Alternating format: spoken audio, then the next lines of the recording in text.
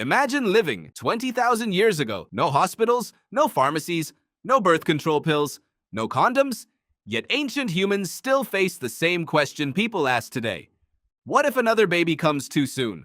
A growing family meant more mouths to feed, more danger during childbirth, and sometimes a greater risk of survival for everyone. So, how did ancient humans control birth?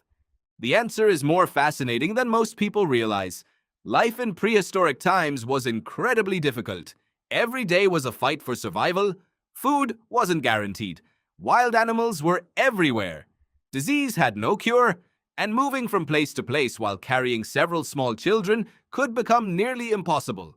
Anthropologists believe ancient families often benefited from spacing births, not because they wanted fewer children forever, but because they wanted each child to survive.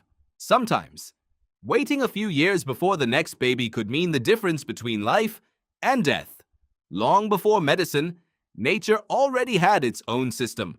One of the most important was breastfeeding.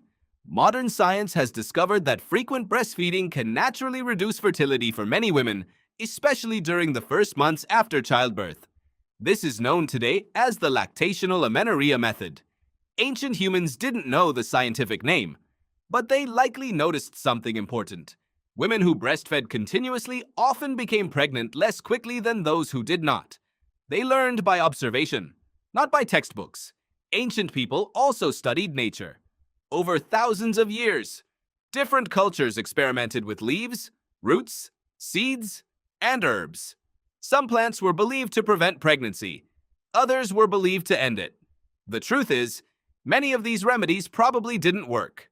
Some were dangerous, and others may have been poisonous. Modern scientists continue studying historical records.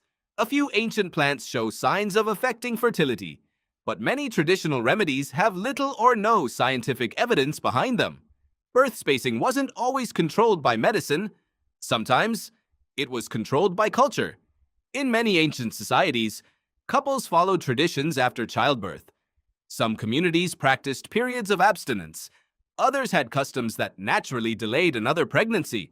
These traditions weren't always based on science, but they often had practical benefits for survival. There wasn't one single rule. Humans lived across Africa, Asia, Europe, Australia, and eventually the Americas. Every environment created different traditions. What worked in one region may never have existed in another. That's why archaeologists rarely speak in absolutes. Ancient humanity was incredibly diverse.